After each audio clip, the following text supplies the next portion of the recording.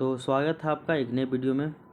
ये हमारा Indian polity का क्लास नंबर 11 है, जिसके अंतर्गत आज हम लोग मौलिक अधिकार वाले टॉपिक को ही कंटिन्यू करेंगे और ये हमारा मौलिक अधिकार का लास्ट क्लास होगा। इसके बाद हम लोग राज्य के नीति निर्देशक सिद्धांत इसको हम लोग स्टार्ट करेंगे कल के क्लास में। तो हम लोग पिछले 2 क्लासेस में जो है वो हम लोग मौलिक अधिकार की चर्चा कर रहे थे, जिसके अंतर्गत हम लोग सबसे पहला नंबर समता या फिर समानता का अधिकार आर्टिकल 14 से 18 ये कंप्लीट कर लिए थे। इसके अलावा स्वतंत्रता का अधिकार जो कि आर्टिकल 19 से लेकर 22 तक है, इसको हम लोग कंप्लीट कर लिए हैं। आज की क्लास में हम लोग शोषण के विरुद्ध अधिकार जो कि आर्टिकल 23 और 24 है, इसको हम लोग पढ़ेंगे। तो स्वागत है आपका आज की क्लास में। तो सबसे पहले हम लोगों को आर्टिकल 23 के बारे में पता होना चाहिए कि आर्टिकल 23 क्या कहता है। आर्टिकल 23 में लिखा हुआ है कि मानव दुर्व्यवहार और बलात्कार श्रम के विरुद्ध अधिकार, यानी right against human trafficking and force labour. तो मानव दुर्व्यवहार इसके ऊपर रोक लगा हुआ है और बलात्कार श्रम इसके ऊपर भी रोक जो लगा हुआ है। तो आर्टिकल 23 में मानव दुर्व्यवहार और बलात्कार श्रम के विरुद्ध अधिकार दिया गया है नागरिकों को। आगे देखिए आर्टिकल 23, इसको आर्टिकल 23A में भी इसको डिवाइड किया गया है। तो आर्टिकल 23 क्लॉज 1 इसके बारे में हम लोग पढ़ते हैं। तो आर्टिकल 23 क्लॉज 1 के बारे में देखिए, अनुच्छेद आर्टिकल यानी कि 23 क्लॉज 1 के अंतर्गत मानव की खरीद फरोख्त, दास प्रथा, देवदासी प्रथा आदि ये सभी जो है दुर्व्यवहार इसके अंतर्गत अवैध माने जाते हैं। तो आर्टिकल 23 क्लॉज 1 के अंतर्गत मानव का जो है खरीद बिक्री, मानव के साथ देवदासी प्रथा, दास प्रथा ये सभी जो है मानव दुर्व्यवहार के अंतर्गत अवैध माने जाएंगे, यानी कि मानव का दुर्व्यवहार नहीं होगा। आर्टिकल 23 क्लॉज 1 कहता है।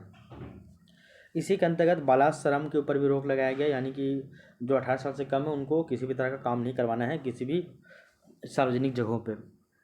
इसके बारे में बताया जाता है कि इसके अंतर्गत बलपूर्वक कार्य कराना, बिना मर्जी के कार्य कराना, पैसे जो है कम पैसे देकर कार्य कराना या फिर बंधुआ मजदूरी कराना, ये सभी इसके अंतर्गत आते हैं।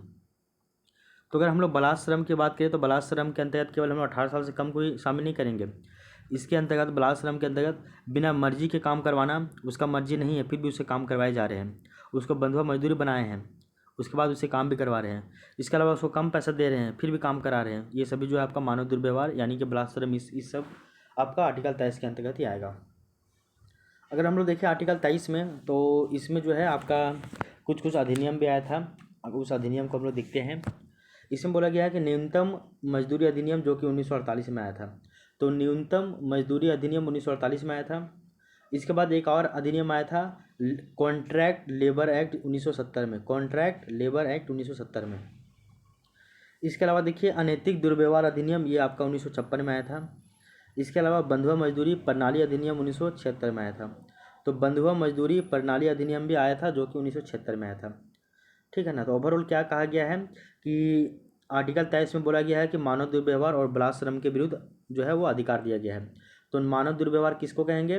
तो दास प्रथा, देवदासी प्रथा, मानव का खरीद बिक्री, ये सभी जो है मानव दुर्व्यवहार के अंतर्गत आएगा। वहीं अगर बलात्कार श्रम की बात करें तो बलात्कार श्रम के अंतर्गत बलपूर्वक काम करवाना, बिना मर्जी के काम करवाना, कम पैसे देकर काम करवाना, बंधुआ मजदूरी कराना, ये सभी आपका बलात्कार श्रम के अंतर्गत आएंगे। तो आर्टिकल 23 में आपका बलात्कार श्रम और आपका मानव दुर्व्यवहार दोनों वर्ड यूज किया गया है। ठीक है ना। अगर हम लोग लूसेंट में देखें तो लूसेंट में क्या लिखा हुआ देखिए, मानव के दुर्व्यवहार और बलात्कार श्रम का प्रतिषेध, इसके द्वारा किसी व्यक्ति की खरीद बिक्री, बेगारी तथा इसी प्रकार का अन्य जबरदस्ती लिया हुआ श्रम निषिद्ध ठहराया गया है, जिसका उल्लंघन विधि के अनुसार दंडनीय अपराध है। नोट, जरूरत पड़ने पर राष्ट्रीय सेवा के लिए बाध्य किया जा सकता है। अगर जरूरत कभी पड़े तो राष्ट्रीय सेवा के लिए, देश की सेवा के लिए आपको बाध्य किया जा सकता है, अदरवाइज ऐसे नहीं। तो ये था आपका आर्टिकल 23 क्लॉज 1। इसके बाद देखिए आर्टिकल 23 क्लॉज 2 भी बताया गया है। आर्टिकल 23 क्लॉज 2 क्या कहता है वो देखिए। इसमें बोला गया है कि राज्य जो है वो सार्वजनिक उद्देश्यों की पूर्ति के लिए अनिवार्य सेवा करा सकता है, परंतु राज्य जो है वो जाति, धर्म इन सभी के आधार पर भेदभाव नहीं करेगा। 2 चीज़ बताया गया, एक आपका 23(1) और एक आपका 23(2). तो 23(1) में किसका है? तो 23(1) में आपका मानव दुर्व्यवहार और आपका बंधुआ जो बलात्कार श्रम, इन दोनों का जिक्र किया गया है। तो आर्टिकल 23 क्लॉज 1 में मानव दुर्व्यवहार और बलात्कार श्रम इन दोनों का यूज, मतलब इन दोनों का जो है वो जिक्र किया है। जबकि आर्टिकल 23 क्लॉज 2 के अंतर्गत बोला है कि ज़रूरत कभी वैसा पड़ेगा तो जरूरत पड़ने पर राष्ट्रीय सेवा के लिए बाध्य किया जा सकता है। मतलब कि राज्य सार्वजनिक उद्देश्यों की पूर्ति के लिए अनिवार्य सेवा करा सकता है, परंतु इसमें राज्य किसी के साथ भेदभाव नहीं करेगा जाति, धर्म और वर्ग के आधार पर। तो आर्टिकल 23 को हमेशा दो भागों में बांट के हम पढ़ते हैं, एक है क्लॉज 1 और एक है आपका क्लॉज 2। क्लॉज 1 में आपका मानव दुर्व्यवहार और बलात्श्रम को इसमें ऐड किया गया है। बोला गया इसके अगर ऐसा कोई व्यक्ति करता है उसको वो दंडनीय अपराध है। और दूसरा में आर्टिकल 23 क्लॉज 2 में बोला गया है कि राज्य जो है वो सार्वजनिक उद्देश्यों की पूर्ति के लिए अनिवार्य सेवा करा सकता है, ले सकता है, और वो किसी भी वर्ग का, किसी भी उम्र का आदमी हो, सब चलेगा वैसा ज़रूरत पड़े तो। लेकिन अभी तक वैसा ज़रूरत नहीं पड़ा है। तो ये आपका आर्टिकल 23 था। अब देखिए आर्टिकल 24। आर्टिकल 24 क्या क्या था उसके बारे में हम लोग पढ़ते हैं। तो आर्टिकल 24 में लिखा हुआ यहाँ पे 4-5 पॉइंट, उसको देखिए। आर्टिकल 24 में लिखा हुआ सबसे पहले कि कारखानों आदि में बालकों के नियोजन पर जो है प्रतिबंध लगाया जाएगा। बालकों के नियोजन मतलब होता है उसको काम पे लगाया जाना, काम मिलना। ये सभी बालकों, छोटे बच्चों को काम नहीं मिलेगा कारखाना वगैरह में, फैक्ट्री वगैरह में। फिर देखिए 14 साल से जो कम उम्र के बच्चे हैं इन बच्चों को कारखानों में खतरनाक कार्य नहीं कराया जाएगा। अगर हाँ कोई बच्चा का मजबूरी में काम कर ही रहा है, मजबूरी नहीं मतलब कोई बच्चा काम कर ही रहा है, तो 14 साल से जो कम उम्र के बच्चे हैं इनको कारखाना में, किसी भी फैक्ट्री में खतरनाक कार्य नहीं करवाया जाएगा। ये भी आपको पता होना चाहिए। इसके बाद देखिए संसद ने चाइल्ड लेबर एक्ट बनाया था 1986 में।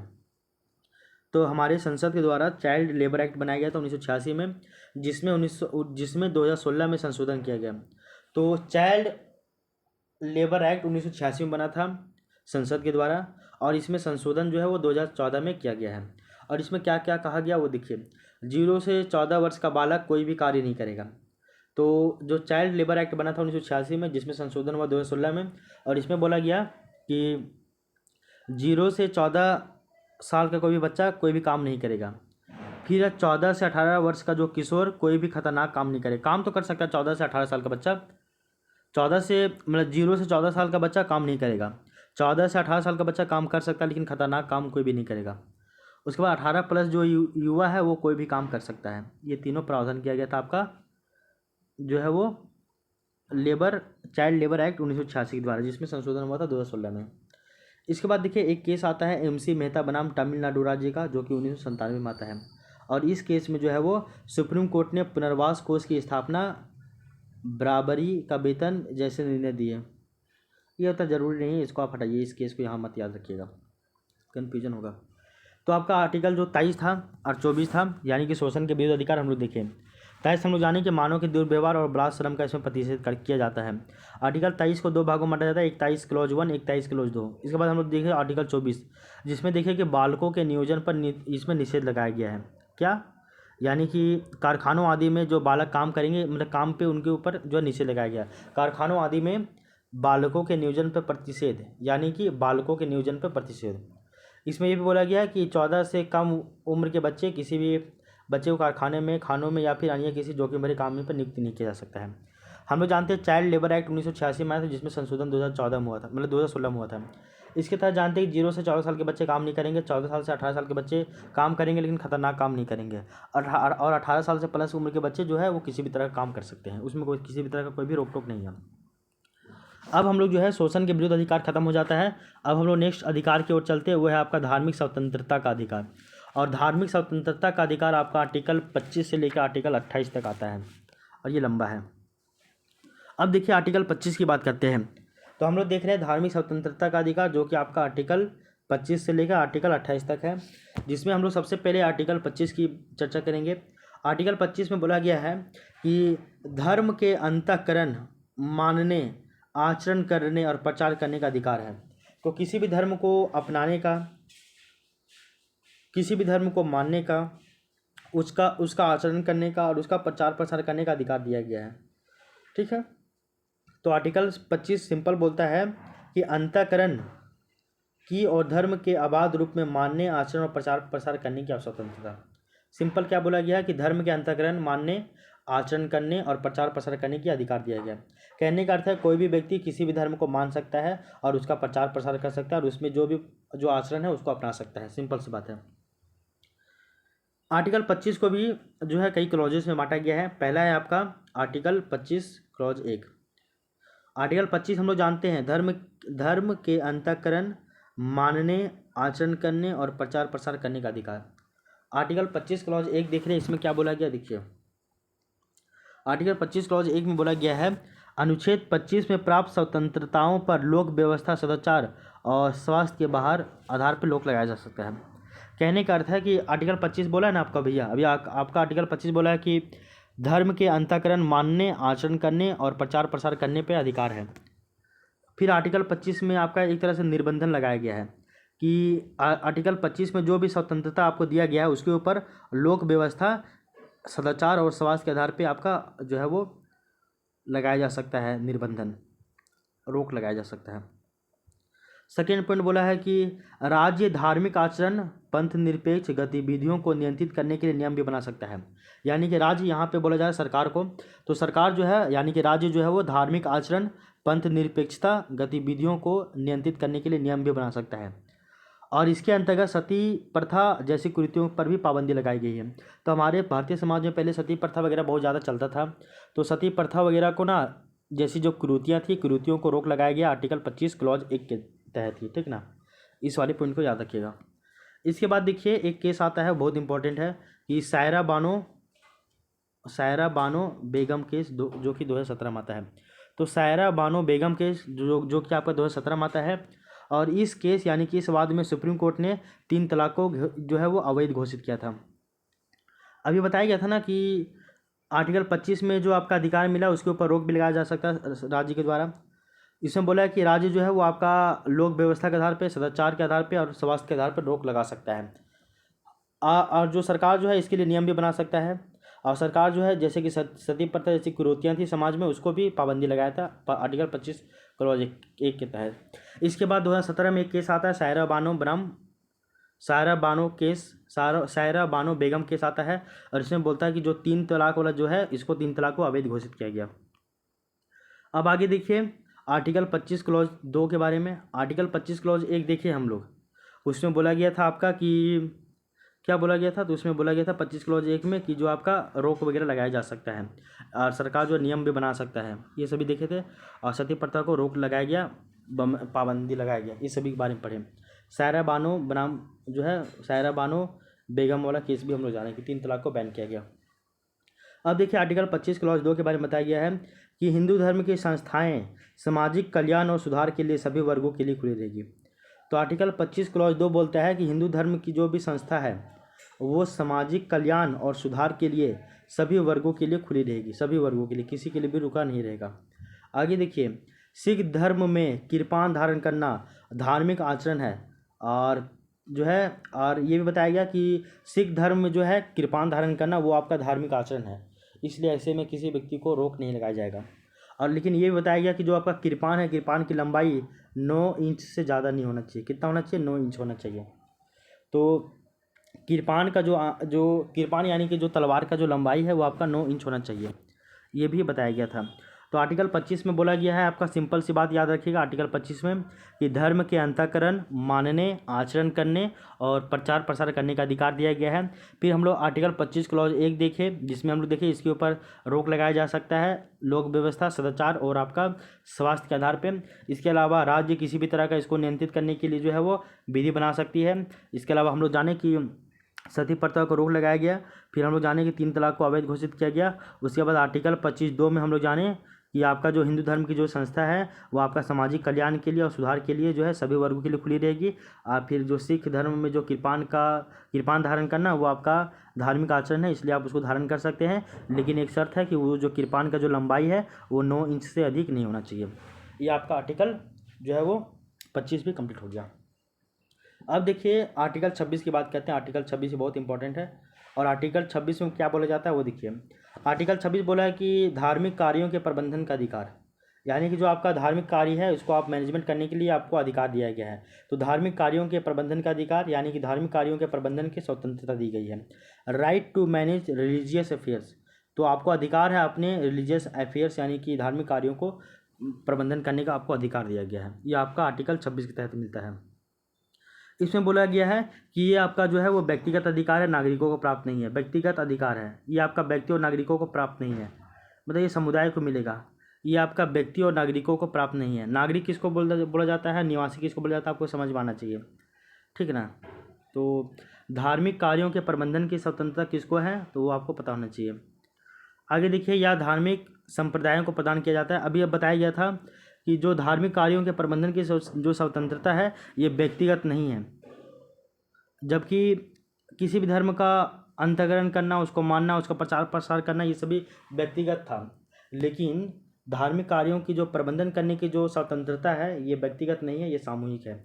यानी कि ये जो अधिकार है ये धार्मिक संप्रदायों को प्रदान किया जाता है कि आप अपने धर्म के लिए जो है वो धार्मिक कार्य के लिए आप कुछ कुछ प्रावधान कीजिए। ये समुदाय को दिया गया, व्यक्तिगत स्तर पर नहीं दिया गया है।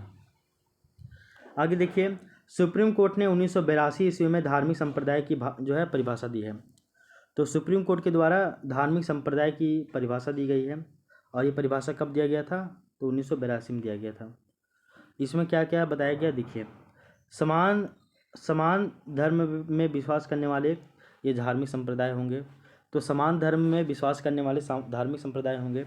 इसके अलावा सामान्य उद्देश्य वाला संगठन होना चाहिए। ये संगठन जो होगा उन सभी का जो है उन सभी का जो उद्देश्य है एक जैसा होना चाहिए, सामान्य। और देखिए, विशिष्ट नाम होना चाहिए उन लोगों का, एक विशेष नाम होना चाहिए वाले समूह संगठन को ही धार्मिक संप्रदाय कहा जाता है। जैसे कि रामकृष्ण मिशन, आनंद मार्ग, तो ये रामकृष्ण मिशन हो गया, आनंद मार्ग हो गया, ये सभी जो है धार्मिक संप्रदाय है। और इन धार्मिक संप्रदायों को जो है आपका धार्मिक कार्यों के प्रबंधन का अधिकार दिया गया है, तो ये भी पता होना चाहिए आपको। तो आर्टिकल 26 याद रखिएगा कि धार्मिक कार्यों के प्रबंधन का अधिकार दिया गया है, इस पॉइंट को याद रखिएगा। इससे ज़्यादा डीपली क्वेश्चन नहीं पूछता ये सब। अगर आपको याद नहीं भी रहा कि धार्मिक संप्रदाय किसको कहते हैं, आप आइडिया लगा लीजिएगा। तो ये याद रखिएगा कि जो आपका धार्मिक कार्यों के प्रबंधन का जो अधिकार है ये व्यक्तिगत नहीं है, और ये जो है वो आपका धार्मिक संप्रदाय को प्रदान किया जाता है। धार्मिक संप्रदाय किसको कहते हैं, ये आपका सुप्रीम कोर्ट के द्वारा 1982 में इसको किया गया है परिभाषित। धार्मिक संप्रदाय के अंतर्गत रामकृष्ण मिशन और आनंद मार्ग, इन सभी को शामिल किया जाता है। इसके बाद देखिए, एक केस आता है, बहुत इंपॉर्टेंट है वो, जिसका नाम है सबरीमाला मंदिर केस या फिर वाद, जो कि 2018 में आता है। तो सबरीमाला मंदिर जो केस है, वाद जो है वो 2018 में आता है। और इसमें बोला जाता है कि केरल के सबरीमाला मंदिर में, कहाँ पे, तो केरल के सबरीमाला मंदिर में महिलाओं के प्रवेश में जो है सुप्रीम कोर्ट ने अनुमति प्रदान कर दी, और सबरीमाला मंदिर के धार्मिक संप्रदाय के रूप में इसको सबरीमाला मंदिर के धार्मिक संप्रदाय के रूप में स्वीकार नहीं किया।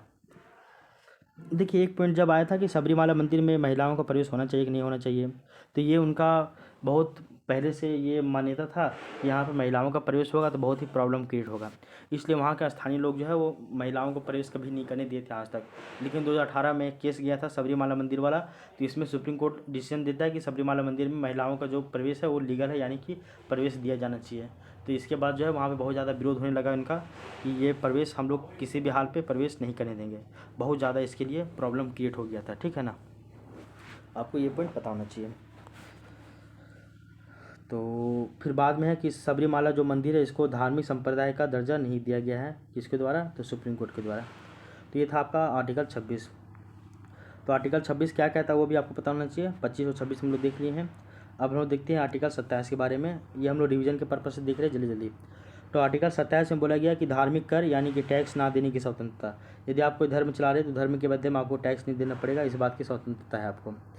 तो बोला गया है कि आर्टिकल 27 में सभी प्रकार के टैक्स जैसे कि जजिया टैक्स, ज़कात टैक्स, इन सभी से क्या मिल गया है, छूट मिल गया है। तो आर्टिकल 27 में सभी प्रकार के जो कर है यानी कि जो टैक्स है, जैसे कि जजिया टैक्स, जैसे कि ज़कात टैक्स, इन सभी से छूट यानी कि जो है वो नहीं देने का स्वतंत्रता दिया गया है।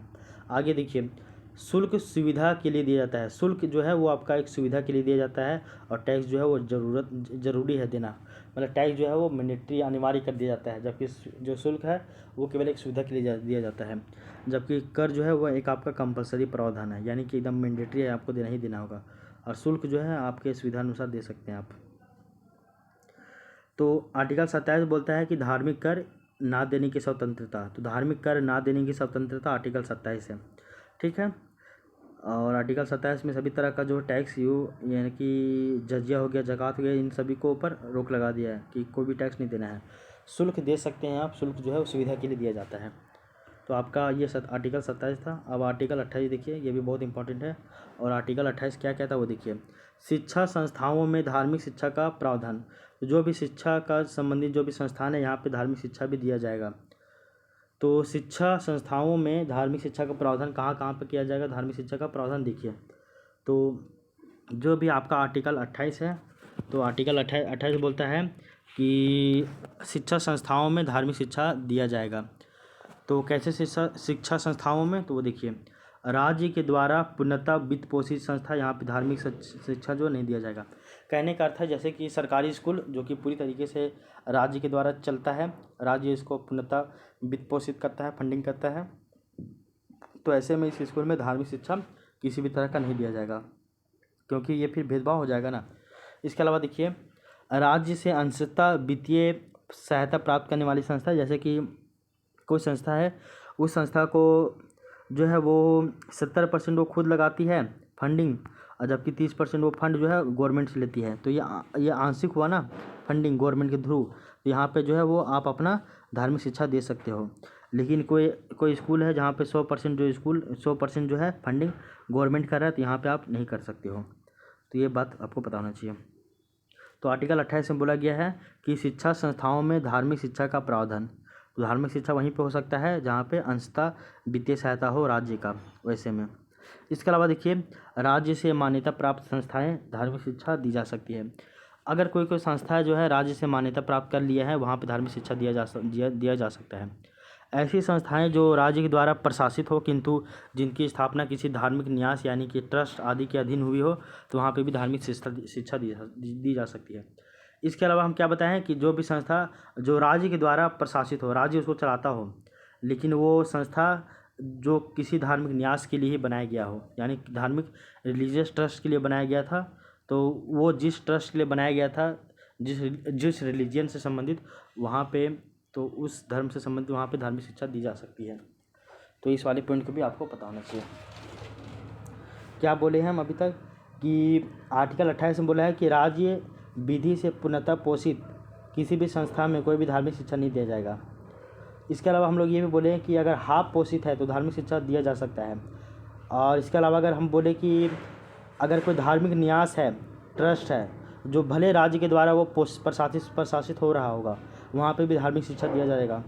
इसके अलावा राज्य से मान्यता प्राप्त अगर कोई संस्था है, तो वहाँ पे भी जो है वो धार्मिक शिक्षा दिया जा सकता है। ये भी पता होना चाहिए। इसके अलावा आपको ये पता होना चाहिए कि ऐसे शिक्षण संस्थान अपने विद्यार्थियों को किसी अनुष्ठान में भाग लेने या किसी धर्मोपदेश की बलात् या फिर बात सुनने के लिए बाध्य नहीं कर सकता है। कहने का अर्थ है, अगर आपके संस्था में 2-3 तरह का वर्ग का लोग हैं, तो अगर आप अपने धर्म की अगर विशेष यहाँ काम कर रहे हो, तो दूसरे धर्म के लोगों के लिए आप उसको वहाँ पे शामिल होने के लिए फोर्स नहीं कर सकते हो। ये भी पता होना चाहिए आपको, है ना। तो ये आप 2-3 बार आपने से पढ़िएगा ना तो याद हो जाएगा। तो केवल इतना याद रखिए आर्टिकल 28 में कि अगर हाफ पोषित है सरकार के द्वारा तो वहाँ पे धार्मिक शिक्षा पॉसिबल है, पूर्ण पोषित है सरकार के द्वारा तो वहाँ पे धार्मिक शिक्षा नहीं होगी, राज्य से मान्यता प्राप्त संस्था है तो वहाँ पे धार्मिक शिक्षा होगा।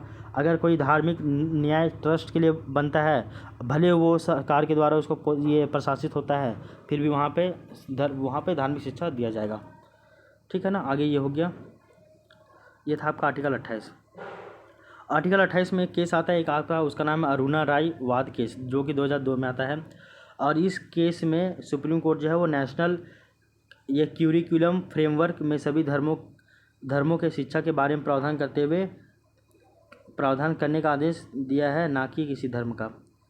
ठीक है। तो एक अरुणा राय वाद आया था 2002 में, और इसमें सुप्रीम कोर्ट जो है वो नेशनल सरिकुलम फ्रेमवर्क बताया था। और इस नेशनल सरिकुलम या फिर क्यूरिकुलम फ्रेमवर्क में सभी धर्मों की शिक्षा के बारे में बोलता है कि अगर आपको धर्म का अगर शिक्षा देना ही है तो सभी धर्मों का दीजिए, किसी एक धर्म का नहीं। तो इस पॉइंट को भी याद रखिएगा, नेशनल क्यूरिकुलम फ्रेमवर्क 2002 में ये केस आया था, अरुणा राय वाद केस 2002 में। तो ये भी आपको पता होना चाहिए। इसके अलावा देखिए आर्टिकल 28 हो गया आपका। आर्टिकल 29 के बारे में देखिए।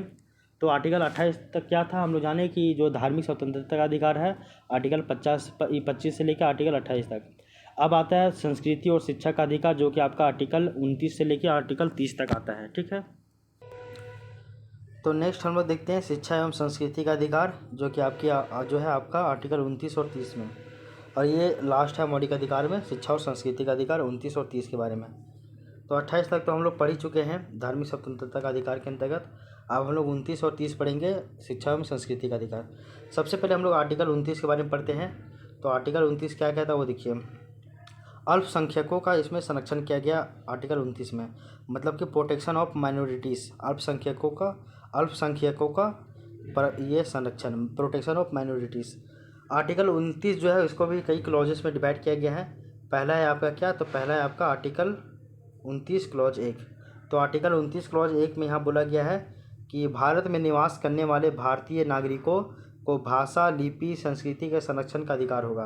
तो भारत में निवास करने वाले जो भारतीय लोग हैं, भारतीय नागरिक हैं, इनको अपनी भाषा, अपनी लिपि, अपनी संस्कृति को प्रिजर्व करने का, उसको संरक्षण करने का क्या है, तो अधिकार है। ये आपका आर्टिकल 29 क्लॉज 1 कहता है।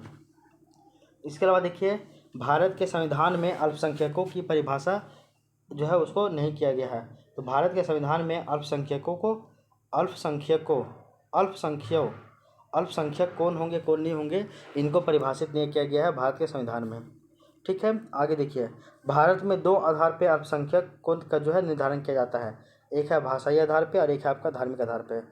तो आर्टिकल 29 में बोला जाता है कि अल्पसंख्यकों का संरक्षण, और 29 क्लॉज 1 में बोला जाता है कि जो अल्पसंख्यक मतलब कि भारत के जो नागरिक है वो अपने भाषा, अपनी संस्कृति, अपनी लिपि का जो वो प्रिजर्व यानी कि संरक्षण यानी कर सकते हैं, कंजर्वेशन। इसके अलावा अल्पसंख्यक के डिफाइन नहीं किया गया संविधान में। और अल्पसंख्यक जो है 2 आधार पर हम लोग जानते हैं, एक आपका भाषा के आधार पर और एक आपका है धर्म के आधार पर। इसके बाद एक केस आया था आपका, वो था आपका TM पाईवाद, जो कि 2002 में आया था केस। TM पाईवाद 2002 में आया था। और इस केस में सुप्रीम कोर्ट ने अल्पसंख्यकों के संबंध में परिभाषा दिया। देखो, संविधान में अल्पसंख्यक का परिभाषा नहीं है, लेकिन एक केस आया था TM पाईवाद केस 2002 में, और इस वाद के द्वारा जो है वो अल्पसंख्यकों को परिभाषित किया गया था, जिसमें बोला गया था कि जिसकी संख्या 50% से कम है, जिसकी संख्या 50% से क्या हो, कम हो, वो क्या हो जाएगा, अल्पसंख्यक हो जाएगा। और इस आधार पे भारत में जो है टोटल 6 गो धर्म जो है वो अल्पसंख्यक है। पहला मुस्लिम, दूसरा सिख, तीसरा ईसाई, चौथा बौद्ध और पांचवा पारसी और छठा जैन धर्म। तो भारत में अगर अल्पसंख्यक की बात करें तो 6 गो है। कौन कौन, मुस्लिम है, सिख है, ईसाई है, बौद्ध है, पारसी है और जैन। ये 6 गो जो है वो आपका क्या है, तो अल्पसंख्यक है। और ये कौन डिसाइड किया था, ये सुप्रीम कोर्ट के द्वारा बताया गया था TM पाईवाद 2002 में। और ये इस केस में बोला सुप्रीम कोर्ट कि अल्पसंख्यकों के संबंध में परिभाषा दिया। अब बोला कि जिसकी संख्या, जो जनसंख्या है वो 50% से कम है, वो क्या हो जाएगा, आपका अल्पसंख्यक हो जाएगा। तो आई होप यहाँ तक कोई भी अब दिक्कत नहीं होगा। आगे देखिए, जैन धर्म को 2014 में अल्पसंख्यक में जोड़ा गया था।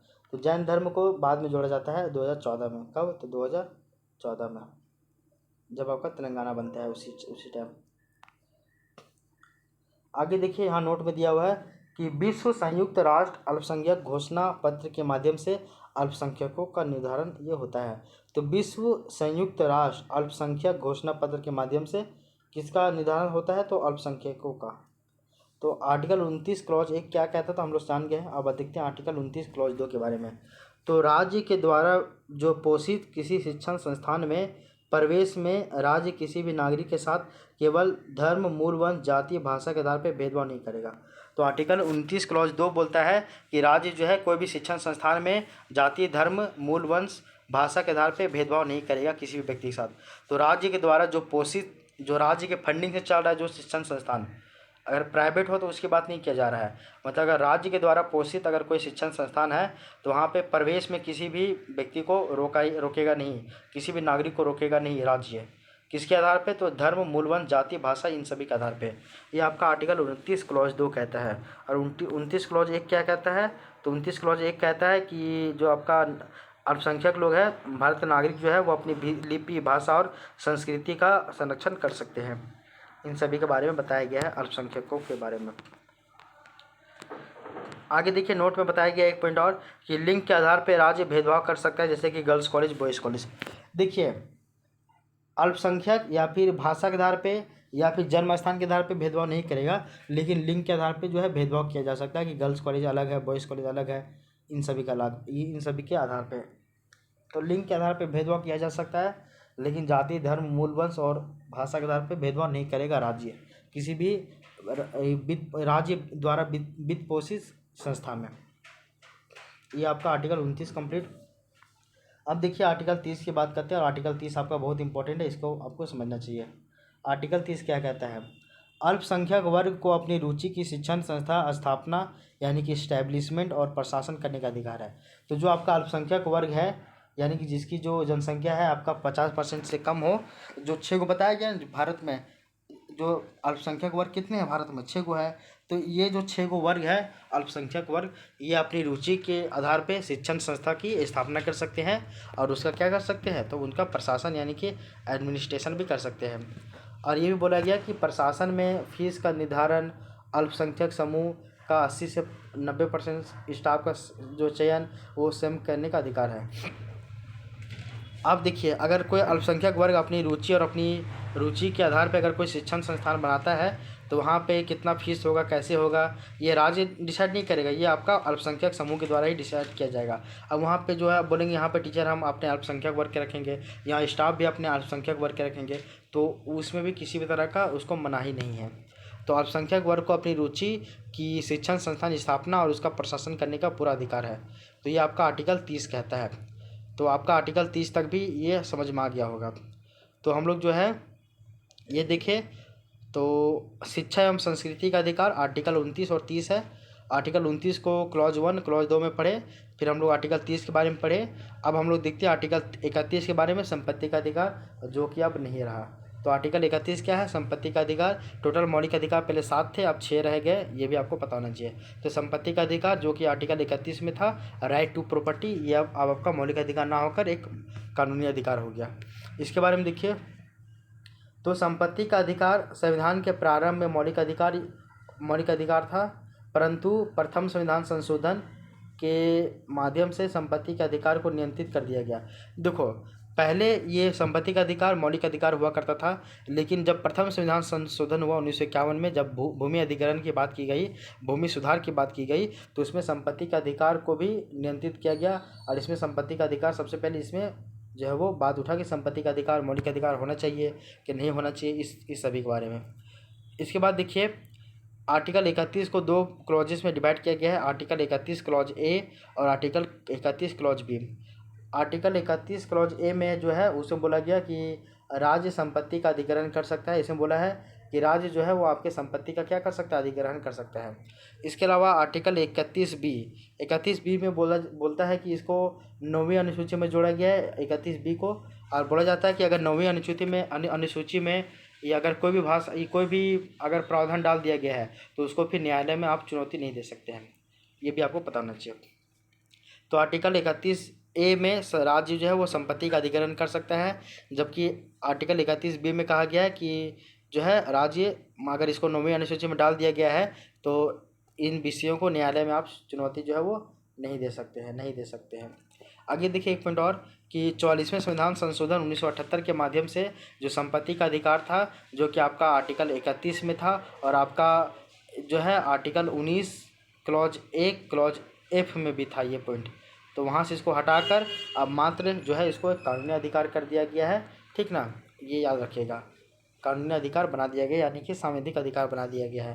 पहले आपका 31 से हटाया और आपका 300 ए में डाल दिया, पहले मौलिक अधिकार अब कानूनी अधिकार है। ठीक ना, 2 केस याद रखिएगा। इसमें एक कामेश्वर सिंह वाद केस जो कि 1951 में आया था, और ये केस आपका जेपीएससी 2021 में पूछा था।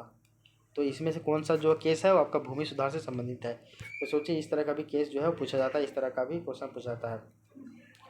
तो याद रखिएगा आर्टिकल जब हम लोग 31 की बात कर रहे हैं यानी कि जो है संपत्ति का अधिकार के बारे में हम लोग पढ़े, आर्टिकल 31 ए और 31 बी के बारे में हम लोग पढ़े। इसमें 2 केस याद रखिएगा। एक केस का नाम है कामेश्वर सिंह वाद जो कि 1951 में आया था, तो कामेश्वर सिंह वर्सेस बिहार राज्य ये केस आया था 1951 में। इसके अलावा शंकरी प्रसाद वाद जो है वो भी केस आया था 1951 में, शंकरी प्रसाद वाद। और ये दोनों जो केस है यानी ये दोनों जो वाद है वो आपका भूमि से संबंधित है, भूमि सुधार से संबंधित है। तो आर्टिकल 31 हम लोग समझ गए हैं। अब आपका देखिए आर्टिकल 32 बहुत इंपॉर्टेंट है और इसका नाम है संवैधानिक उपचारों का अधिकार। तो आपका आर्टिकल जो है 32 पढ़ना चाहिए, समझ में भी हमेशा समझना चाहिए आर्टिकल 32 क्या कहता है। तो आर्टिकल 32 जो है वो आपका संवैधानिक उपचारों का अधिकार है, यानी कि राइट टू कॉन्स्टिट्यूशनल रेमिडेंस। तो राइट टू कॉन्स्टिट्यूशनल रेमिडेंस यानी कि ये संवैधानिक उपचारों का अधिकार, ये आपका आर्टिकल 32 में दिया गया है। आर्टिकल 32 के बारे में देखिए कि अनुच्छेद 32 को डॉक्टर भीमराव अम्बेडकर जो है वो संविधान का आत्मा कहता है। संविधान का आत्मा हम लोग जानते हैं कि प्रस्तावना को भी कहा जाता है, लेकिन डॉक्टर भीमराव अम्बेडकर जो है संवैधानिक उपचारों का अधिकार यानी कि आर्टिकल 32 को संविधान का आत्मा कहा। और ये जो है संवैधानिक उपचारों का अधिकार, ये आपका ब्रिटेन से लिया गया है। कहाँ से? तो ब्रिटेन से ये चीज़ लिया गया है, ठीक ना। यहाँ पे आपका 31 नहीं होगा, यहाँ पे आपका 32(2)(1) होगा। तो आर्टिकल 32(1) और आर्टिकल 32(2) इन सभी में इसको जो है डिवाइड किया गया है। तो आर्टिकल 32 क्लॉज 1 में जो है सुप्रीम कोर्ट वो याचिका जारी करेगा। क्या जारी करेगा? तो आर्टिकल 32 क्लॉज 1 के तहत सुप्रीम कोर्ट याचिका जारी करेगा, और जबकि आर्टिकल 32(2) के तहत जो है वहाँ पे सुप्रीम कोर्ट 5 तरह का रिट जारी करेगा, और इसको न्याय का झरना कहा जाता है रिट को। तो आर्टिकल 32 क्लॉज 1 के तहत जो है सुप्रीम कोर्ट वो क्या करेगा? याचिका जारी करेगा, याचिका। और आर्टिकल 32 क्लॉज 2 के तहत जो है सुप्रीम कोर्ट वो 5 तरह का रिट जारी करता है, जिसको न्याय का झरना कहा जाता है। तो आर्टिकल 32 क्या है? संवैधानिक उपचारों का अधिकार। इसको भीमराव अम्बेडकर संविधान का आत्मा कहा है, और ये आपका ब्रिटेन से लिया गया है। फिर आर्टिकल 32 को 2 क्लॉजेस में बांटा गया, क्लॉज 1 क्लॉज 2। आर्टिकल 32 क्लॉज 1 में बोला गया है कि सुप्रीम कोर्ट जो है वो याचिका जारी करेगा, जबकि आर्टिकल 32 क्लॉज 2 में क्या है कि जो इस यहाँ पे 5 तरह का रिट जो है इसमें व्यवस्था किया गया है कि सुप्रीम कोर्ट जो है वो 5 तरह का रिट जारी करेगा, और इसको जो है न्याय का झरना कहते हैं। अगर हम लोग बात करें तो सुप्रीम कोर्ट जो है आर्टिकल 32 क्लॉज 2 के तहत 5 तरह का जो है वो याचिका है, याचिका नहीं बोलते, इसको बोलते हैं रिट ही बोलते हैं। तो इसको रिट 5 तरह का जो रिट वो जारी करता है। 5 गो रिट कौन कौन सा है वो देख लीजिए। पहला है आपका बंदी प्रत्यक्षीकरण, दूसरा है परमादेश, तीसरा है अधिकार परीक्षा, चौथा है प्रतिषेध, और 5वां है उत्प्रेषण। तो बंदी प्रत्यक्षीकरण, परमादेश, अधिकार परीक्षा, प्रतिषेध और उत्प्रेषण, ये टोटल 5 गो रिट है, जो कि आर्टिकल 32 क्लॉज 2 के तहत सुप्रीम कोर्ट जारी करता है। आर्टिकल 32 क्लॉज 1 के तहत सुप्रीम कोर्ट याचिका जारी करेगा, जबकि आर्टिकल 32 क्लॉज 2 के तहत सुप्रीम कोर्ट 5 तरह का रिट जारी करता है, जिसको हम लोग बोलते हैं संवैधानिक उपचारों का अधिकार के अंतर्गत सब शामिल है। अब हम लोग एक एक करके जो रिट के बारे में पढ़ते हैं। सबसे पहले देखिए बंदी प्रत्यक्षीकरण, जिसको बोलते हैं हैबियस कॉर्पस। तो पहला है आपका बंदी प्रत्यक्षीकरण यानी कि हैबियस कॉर्पस। इसके बारे में देखिए, इसका शाब्दिक अर्थ है सशरीर पेश करना। तो बंदी प्रत्यक्षीकरण मतलब होता है कि इसका शाब्दिक अर्थ है सशरीर पेश करना, यानी कि पूरे शरीर के साथ इसको पेश करना। इसको बोलते हैं ब्रिंग द बॉडी। क्या बोलते हैं? ब्रिंग द बॉडी, ठीक है। बंदी प्रत्यक्षीकरण के अंतर्गत देखिए, इस रीट को पुलिस की अवैध गिरफ्तारी 24 घंटे में किसी भी व्यक्ति को ना पेश होने व्यक्ति को बंदी बनाए जाने पर प्रयोग किया जाता है। कहने का अर्थ क्या है कि बंदी प्रत्यक्षीकरण में यानी कि हैबियस कॉर्पस में बंदी को सशरीर पेश करना होता है, यानी कि पूरे बॉडी के साथ इसको पेश करना होता है। और ये जो रीट है यानी कि बंदी प्रत्यक्षीकरण जो रीट है, इस रीट को पुलिस की अवैध गिरफ्तारी 24 घंटे में किसी व्यक्ति को ना पेश होने और व्यक्ति को बंदी बनाए जाने का प्रयोग में ये किया जा सकता है। अगर नहीं भी समझ पा रहा होगा तो इसको आप सिंपल इस तरह के समझिएगा, इस तरह से कि जब आपका बंदी प्रत्यक्षीकरण होता है ना, तो ये जो है ये आपका लैटिन भाषा से लिया गया है, जिसका अर्थ होता है आपके पास शरीर है, मतलब इसको सशरीर इसको पेश करना होता है। इसमें बोला गया कि या उस व्यक्ति की प्रार्थना पर जारी किया जाता है जो यह समझता है कि उसे अवैध रूप से बंदी बनाया गया है। तो जब किसी व्यक्ति को ऐसा लगता है कि उस व्यक्ति को अवैध रूप से यानी कि गलत तरीके से बंदी यानी कि उसको गिरफ्तार किया गया है, तो ऐसे में उस बंदी के द्वारा उस व्यक्ति के द्वारा जो है वो उस व्यक्ति के द्वारा क्या किया जाता है, मतलब ये वाला बंदी प्रत्यक्षीकरण का अपील किया जाता है। और इसके द्वारा न्यायालय जो है वो बंदीकरण करवाने वाले अधिकारी को आदेश देता है कि वह बंदी बनाए गए व्यक्ति को निश्चित स्थान और निश्चित समय के अंदर उपस्थित करे, जिससे न्यायालय बंदी बनाए जाने के कारणों पर विचार करे। तो इसमें बोला गया है क्या, तो बंदी प्रत्यक्षीकरण में इसको सशरीर पेश करना है, और अगर किसी व्यक्ति को जो है वो किसी व्यक्ति को जो है वो मतलब कि अवैध रूप से बंदी बना लिया गया है, तो ऐसे समय में सुप्रीम कोर्ट बोलता है कि आप उसको 24 घंटे के भीतर जो है वो आप मजिस्ट्रेट के सामने पेश कीजिए और उसके बाद उसके ऊपर फैसला लिया जाएगा कि वो कुछ काम किया है, गलत किया है कि नहीं किया है, इसके लिए, ठीक है ना। तो ये बंदी प्रत्यक्षीकरण है, यानी कि हैबियस कॉर्पस। इसमें कहते हैं हम लोग कि सशरीर जो है पेश करना। नोट बोला गया है कि यह याचिका व्यक्तिगत स्वतंत्रता के लिए है। तो ये सभी याचिका ही है 5 गो। तो याचिका बोलिए या फिर रीट बोलिए। तो बंदी प्रत्यक्षीकरण जो है वो आपका व्यक्तिगत स्वतंत्रता से जुड़ा हुआ है, ठीक है ना। इसके अलावा अगर देखिएगा आप सेकंड नंबर है आपका परमादेश। परमादेश को बोलते हैं मैंडमस। तो परमादेश को हम लोग बोलते हैं मैंडमस और इसका अर्थ होता है हम आदेश देते हैं। तो परमादेश का आदेश का अर्थ क्या होता है? तो इस रीट का जो अर्थ होता है कि हम आदेश देते हैं, यानी कि वी कमांड, हम आदेश देते हैं, वी कमांड। इस याचिका को सरकारी सार्वजनिक पद के खिलाफ जारी किया जा सकता है। अगर कोई सरकारी सार्वजनिक पद है तो जो सरकारी पद में कोई व्यक्ति है तो उसके ऊपर बोले कोई IAS ऑफिसर है, कोई BDO है, कोई CO है, कोई SDM है, कोई SDP आपका CDPO है, तो कोई भी पद कोई ऑफिसर है तो उस ऑफिसर को परमादेश यानी कि मैंडमस वाला जो है वो वाला याचिका लगता है कि हम आदेश देते हैं। तो ये रीट जारी ये वाला रीट लगता है। यह याचिका को सरकारी सार्वजनिक पद के खिलाफ जारी किया जा सकता है ऑफिसर वगैरह के लिए। इसमें राष्ट्रपति और राज्यपाल के विरुद्ध नहीं किया जा सकता है, यानी कि ये इसमें राष्ट्रपति और राज्यपाल जो है वो इसमें नहीं आएंगे, ठीक है ना। ये वाला पॉइंट भी आपको पता होना चाहिए। इसके अलावा देखिए इसमें बताया जाता है कि परमादेश में हम लोग जानते हैं कि इसका शाब्दिक अर्थ होता है हम आदेश देते हैं। परमादेश का लेख उस समय जारी किया जाता है जब कोई पदाधिकारी अपने सार्वजनिक कर्तव्यों का निर्वाह नहीं कर पाता है। तो अगर कोई ऑफिसर यानी कि पदाधिकारी अपने सार्वजनिक कर्तव्यों का निर्वाह नहीं कर सकता है तो इस प्रकार के आज्ञा पत्र के आधार पर पदाधिकारी को उसके कर्तव्य का पालन करने का आदेश दिया जाता है कि तुम अपने कर्तव्य का पालन करो, नहीं तुमको अरेस्ट कर लिया जाएगा। और इसमें राष्ट्रपति और राज्यपाल को शामिल नहीं करते हैं। बंदी प्रत्यक्षीकरण हम लोग जाने यानी कि हैबियस कॉर्पस, फिर है परमादेश यानी कि मैंडमस। फिर अब हम लोग थर्ड नंबर देखते हैं जिसको बोलते हैं प्रतिषेध लेख। क्या बोलते हैं इसको? प्रतिषेध रेख। तो प्रतिषेध रेख नहीं, यहाँ पे हम लोग पहले देख लेते हैं अधिकार परीक्षा। नहीं पहले देखते हैं प्रतिषेध को ही देखते हैं, ठीक है। प्रतिषेध को हम लोग बोलते हैं प्रोहिबिशन। तो प्रतिषेध लेख इसको बोलते हैं प्रोहिबिशन। और प्रोहिबिशन मतलब क्या होता है वो देखो, इसका शाब्दिक अर्थ होता है रोकना। तो प्रतिषेध लेख इसका शाब्दिक अर्थ होता है रोकना, यानी कि जस्ट स्टॉप, ठीक है ना। तो इसमें बोला जाता है कि यह आज्ञा पत्र सर्वोच्च न्यायालय या फिर उच्च न्यायालय द्वारा निम्न न्यायालयों के अधिन्यायिक न्यायाधिकरणों को जारी करते हुए आदेश दिया जाता है कि इस मामले में अपने यहाँ जो है कार्रवाई ना करे क्योंकि यह मामले आपका अधिकार क्षेत्र से बाहर है। कहने का अर्थ है जैसे कि कोई केस गया तो सब ऑर्डिनेट कोर्ट में गया तो वो कोर्ट जो है उसमें अपना आदेश अपना जो है तारीख पे तारीख दे रहा है। फिर बाद में जब सुप्रीम कोर्ट के पास गया ये वाला हाई कोर्ट के पास गया, हाई कोर्ट या फिर सुप्रीम कोर्ट डिसीजन देगा, सुप्रीम कोर्ट देगा हाई कोर्ट को और हाई कोर्ट डिसीजन देगा सब ऑर्डिनेट कोर्ट को कि स्टॉप, रोक देगा कि रुक जाओ, अब ये तुम्हारा अधिकार क्षेत्र में नहीं है इसलिए तुम इसमें किसी भी तरह का कोई भी जो है वो काम नहीं करो, ठीक है ना। तो ये इसमें रोक दिया जाता है। ये एक तरह से आज्ञा पत्र है। तो उच्च न्यायालय यानी ऊपर के न्यायालय नीचे के न्यायालयों के विरुद्ध इसको जारी करते हैं जिसका अर्थ होता है रोक देना, यानी कि जस्ट स्टॉप। समझ में आया? इसमें किसी भी तरह का कोई दिक्कत नहीं होना चाहिए, ठीक है ना।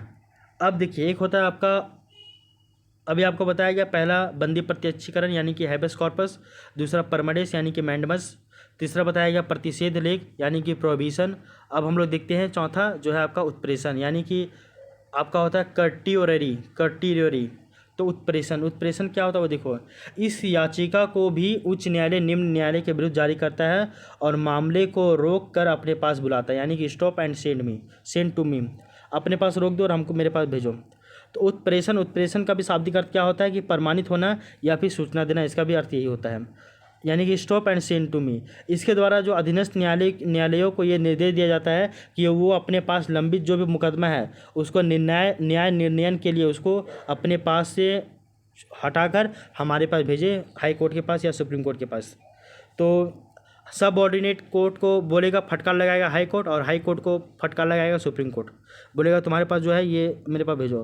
तो इस याचिका को भी उच्च न्यायालय या फिर निम्न न्यायालय के द्वारा उच्च न्यायालय के द्वारा निम्न न्यायालय के लिए और निम्न न्यायालय के द्वारा अधीनस्थ न्यायालय के विरुद्ध जारी किया जाता है, और मामले को रोककर अपने पास बुलाया जाता है, बोला जाता है stop and send to me. ये है आपका उत्प्रेषण यानी कि कार्टियोरी। 4 गो हो गया। 5वां देखिए वो है आपका अधिकार परीक्षा। अधिकार परीक्षा इसको बोलते हैं क्यो वारंटो। तो अधिकार परीक्षा लेख भी बोलते हैं, अधिकार परीक्षा भी बोलते हैं।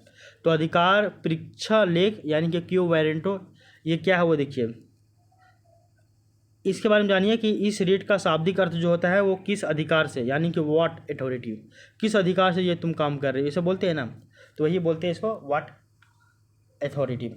तो अधिकार परीक्षा लेख में बोला जाता है कि जब कोई व्यक्ति ऐसे पदाधिकारी के रूप में कार्य करने लगता है जिसके रूप में कार्य करने का उसे वैधानिक रूप से अधिकार नहीं था। कहने का कभी कभी क्या होता है ना कि कोई चीज़ है जो उसके काम में नहीं है, उसका काम का वो चीज़ नहीं है, लेकिन फिर भी वो करने लगता है।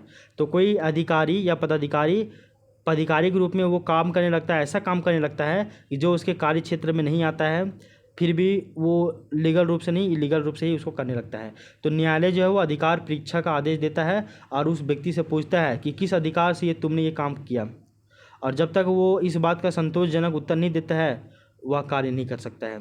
अगर उसके पास लीगल सही में वाकई में वैसा कुछ काम करने के पीछे उसके पास मतलब कि एकदम पूरा लीगल आंसर है तो वो फिर उसको छोड़ देगा, बोलेगा ठीक है काम करो। लेकिन उसके पास अगर संतोषजनक उत्तर नहीं रहा तो वो फिर उस काम को वहीं पे रुकवा देगा, कौन, सुप्रीम कोर्ट या फिर हाई कोर्ट। तो अधिकार परीक्षा लेख यानी कि इसका अर्थ होता है किस अधिकार से, व्हाट अथॉरिटी से। इसमें बोला जाता है कि इस याचिका का प्रयोग किसी सार्वजनिक पद पर बैठे व्यक्ति की वैधानिकता की जांच करने के लिए जो है वो प्रयोग किया जाता है, और ये जो है निजी व्यक्तियों के खिलाफ नहीं लाया जा सकता है और ये जजों के खिलाफ भी नहीं लाया जा सकता है। तो आई होप ये आपको अब दिक्कत नहीं होगा। तो जब हम लोग आर्टिकल 32 की बात करते हैं यानी कि संवैधानिक उपचारों की बात करते हैं तो इसमें 2 तरह का अधिकार की बात करते हैं। एक जो आपका आर्टिकल 31(1) में है जिसमें सुप्रीम कोर्ट याचिका जारी करेगा, और एक आपका आर्टिकल 32(2) में है जिसमें सुप्रीम कोर्ट जो है वो 5 तरह का रिट जारी करेगा। बंदी प्रत्यक्षीकरण यानी कि हैबेस कॉर्पस, परमादेश यानी कि मैंडमस। उसके बाद थर्ड है आपका अधिकार परीक्षा। अधिकार परीक्षा का अर्थ जो होता है वो अधिकार परीक्षा का अर्थ होता है क्यू वारंटो, और उसके बाद प्रतिषेध। प्रतिषेध का अर्थ होता है प्रोहिबिशन, और 5वां है उत्प्रेषण जिसका अर्थ होता है कर्टियोरी। ये 5 हम लोग पढ़ चुके हैं और ये आई होप ये आपको समझ में आया होगा। तो ये 5 जब हम लोग पढ़ लिए हैं इसके बाद जो है हम लोग इसके बारे में हल्का सा और भी देखा जाता है, वो देख लीजिए। ये 2 पेज बचा हुआ, ये तुरंत आपका जो है कंप्लीट हो जाएगा आज ही, जो है ये मौलिक अधिकार वाला टॉपिक। इसमें बात बोला जाता है कि देखिए उच्च न्यायालय की शक्ति याचिका जारी करने में सर्वोच्च न्यायालय से अधिक है, क्यों। एक क्वेश्चन उठता है कि जो हाई कोर्ट है ना उसका जो याचिका जारी करने का जो शक्ति है वो सुप्रीम कोर्ट से भी ज़्यादा है। क्यों ज़्यादा है वो देखिए, सर्वोच्च न्यायालय सिर्फ मौलिक अधिकारों के विरुद्ध याचिका जारी करता है, यानी जो सुप्रीम कोर्ट है वो आपका फंडामेंटल राइट्स के विरुद्ध ही याचिका जारी करता है, जबकि उच्च न्यायालय जो है वो मौलिक अधिकार और अन्य अधिकारों के खिलाफ भी जो है वो याचिका जारी कर सकता है। तो स्वाभाविक सी बात है सुप्रीम कोर्ट के पास केवल फंडामेंटल राइट्स में ही याचिका जारी करने का अधिकार है, जबकि हाई कोर्ट के पास मौलिक अधिकार और इसके अलावा जितने भी और भी जो अन्य अधिकार है यहाँ पे भी वो जो है वो याचिका जारी कर सकता है। ये पॉइंट याद रखिएगा।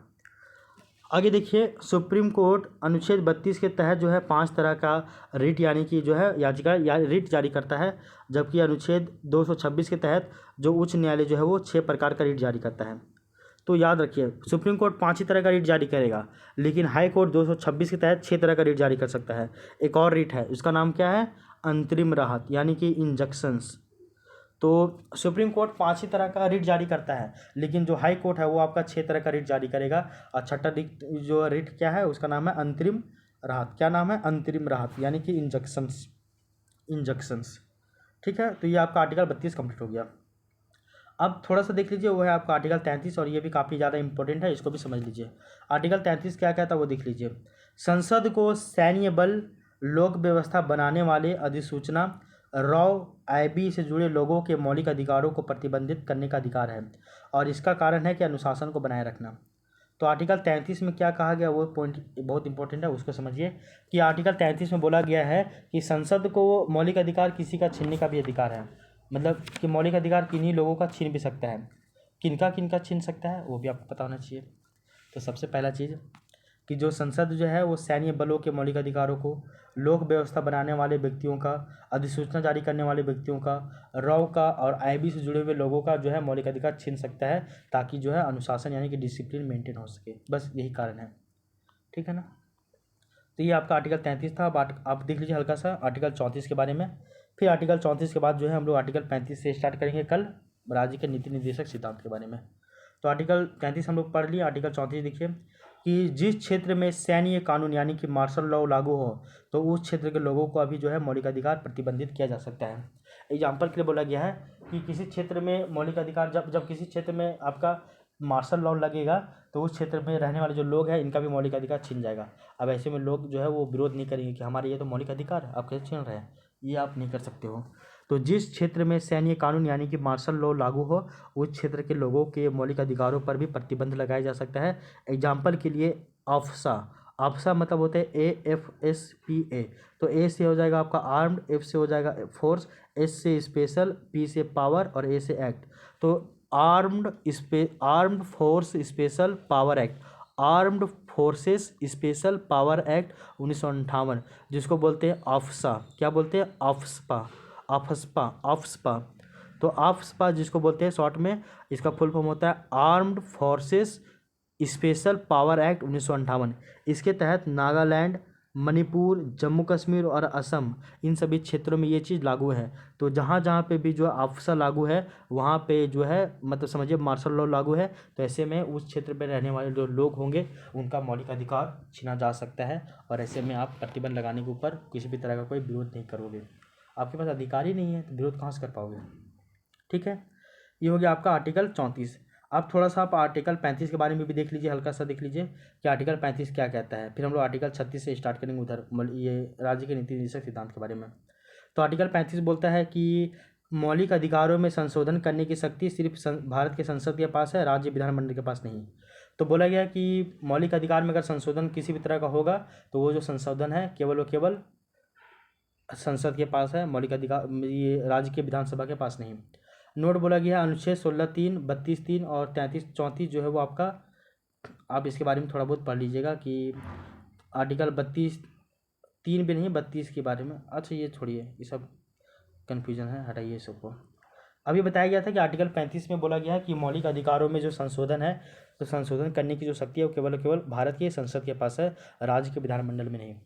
तो अब अगर हम लोग मौलिक अधिकार में अगर संशोधन की बात करें तो मौलिक अधिकार में टोटल 6 बार संशोधन हुआ है। और ये जो 6 को संशोधन हुआ ये हम आपको लुसेंट वाली बुक से बता रहे हैं, ठीक है। तो लुसेंट का बुक यहाँ पे आप फॉलो कीजिएगा। तो जो 6 को संशोधन है ये आपका जो लुसेंट वाला बुक उसमें दिया हुआ 6 तरह का संशोधन। मौलिक अधिकार में संशोधन पहला है आपका गोलकनाथ बनाम पंजाब राज्य जो कि 1967 में हुआ था। दूसरा जो है वो आपका सर्वोच्च न्यायालय ने गोलकनाथ बनाम पंजाब राज्यवाद। तो गोलकनाथ पंजाब राज्यवाद 1967, इसमें भी जो है 2 तरह का डिसीजन देता है सुप्रीम कोर्ट, याद रखिएगा। उसके बाद देखिए 24वां संविधान संशोधन जो कि 1971 में हुआ था, इसको भी याद कीजिएगा। फिर केशवानंद भारती बनाम केरल राज्यवाद, इसको याद कीजिएगा 1973 वाला।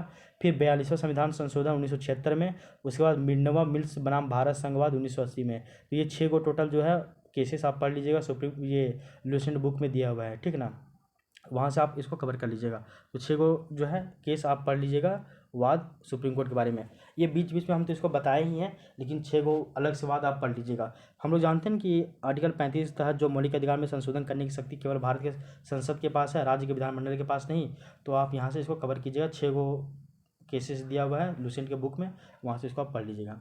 इसके अलावा एक पॉइंट और भी याद कीजिए आप कि केवल नागरिकों को प्राप्त कौन सा मौलिक अधिकार है, और जो विदेशियों को प्राप्त नहीं, केवल नागरिकों को, जो भारत के नागरिकों को मिला है। तो हम लोग जानते हैं article 15, article 16, article 19, article 29, article 30।